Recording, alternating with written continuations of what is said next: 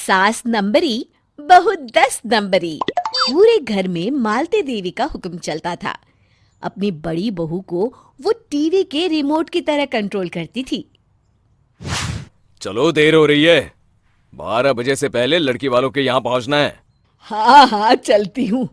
मैं तो भगवान से बस ये दुआ कर रही हूँ कि जिस तरह मेरी बड़ी बहू मेरी मुट्ठी में है, उसी तरह मेरी छोटी बहू भी मेरे इशारे पे नाचे।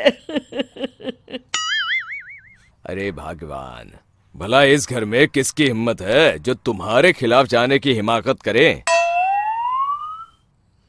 इस तरह मालती देवी अपने छोटे बेटे की भी शादी कर देती हैं। मालती की छोटी बहू फैशन डिजाइनर का कोर्स करके आई थी। उसका सपना था कि शादी के बाद वो अपना खुद का बुटीक खोले। एक दिन, क्या बात है छोटी, तू तो एक से बढ़कर एक डिजाइन बना लेती है। इसमें कौन सी बड़ी बात है दीदी? आप चाहे तो मैं आपको भी सिखा सकती हूँ। हाँ, फिर हम दोनों मिलकर एक बुटीक खोल लेंगे। लेकिन दीदी, उसके लिए तो बहुत पैसे लगेंगे। हाँ तो क्या हुआ, पैसे माँ जी से ले लेंगे। हाँ हाँ, मेरे पास तो पैसों का पेड़ है ना, तोड़ के तुम दोनों को दे दूंगी। मेरी एक बात अच्छी तरह समझ लो, मैं तुम दोनों को एक ढेला भी नहीं देने वाली। बड़ी आई बुटीक खोलने वाली। ये आप क्या कह रही हैं माँ जी? आप हमारी मदद नहीं करेंगी तो कौन करेगा? अरे अगर बुटीक खोलने का इतना ही शौक है तो अपने माँ बाप से पैसे क्यों नहीं मांग लेती? मेरे पैसों पर क्यों आंख गड़ाए बैठी हो तुम दोनों? इस तरह अपने इरादे स्पष्ट करके मालती देवी वहां से चली जाती है। अरे ये क्या दीदी, माँ जी तो साफ मुकर गई। अब हम क्या करेंगे? तू चिंता मत कर, बुटीक तो खुल के ही रहेगा। कहते हैं कि घी जब सीधी उंगली से नहीं निकलता तो उसे उंगली टेढ़ी करके निकालना चाहिए। माँ जी अपने आप को समझती क्या है? पूरी सोसाइटी जानती है कि माँ जी ने अपनी सास को घर से निकालकर उनकी दौलत पर कब्जा कर लिया है। हाँ दीदी, अब तो जैसे को तैसा करना पड़ेगा। फिर दोनों बहुएं मिलकर एक साजिश रचती हैं। एक दिन, अरे नालायक, जरा ठीक तरह से पैर दबा, बिल्कुल मजा नहीं आ रहा। खाने पीने में तो कोई कसर नहीं छोड़ती। तभी वहां बड़ी बहू हाथ में एक फॉर्म लेकर आती है। माँ जी, आपके लिए एक खुशखबरी है। सरकार सभी बुजुर्गों को हर महीने 10,000 रुपये पेंशन देने वाली है।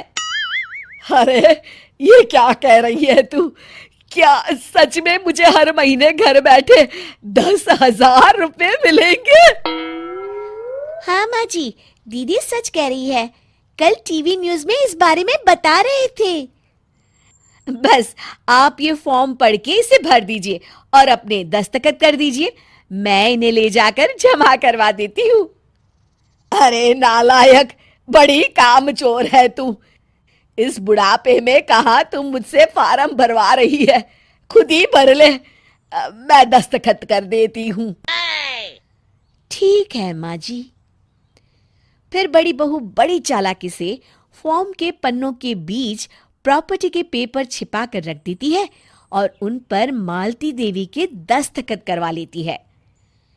कुछ दिनों के बाद मालती देवी अपने पति के साथ 2 दिनों के लिए अपने एक रिश्तेदार के यहाँ जाती है। दूसरी तरफ दोनों बहुएं पूरे घर पर अपना कब्जा कर लेती हैं। मालती देवी जब अपने रिश्तेदार के यहाँ से लौटती हैं, तब अपने कमरे में ताला लगा देख आग बबूला हो जाती है। अरे नालायको, मेरे कमरे में इतना बड़ा ताला किसने लगाया है? माँ जी, ये कमरा तो मैंने अपने बेटे रोहन को दे दिया है और आज से आप बाहर कोने में जो छोटा कमरा बना है ना, वहां रहेंगी। अच्छा, मैं उस सड़ेले कमरे में रहूंगी है? तेरी ये कहने की हिम्मत भी कैसे हुई? और मेरी इजाजत के बिना मेरा कमरा देने वाली तू होती कौन है?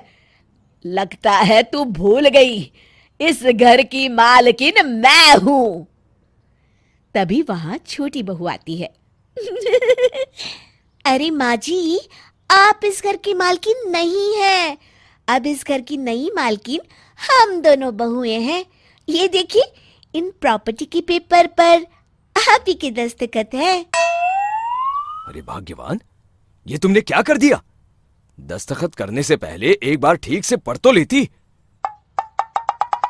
अरे लेकिन मेरी बहुएं मेरे साथ ऐसा कैसे कर सकती है? अरे तो इसमें कौन सी अचरज की बात है? तुमने भी तो अपनी सास को घर से बाहर निकाल दिया था। टूटा फूटा ही सही, शुक्र करो कि इन दोनों ने कम से कम हमें रहने के लिए कमरा तो दिया। तुमने तो अपनी सास को वो भी नहीं दिया था। आज समझ में आया, जैसी करनी वैसी भरनी। चलो, अपना सामान उठाओ और चलते हैं।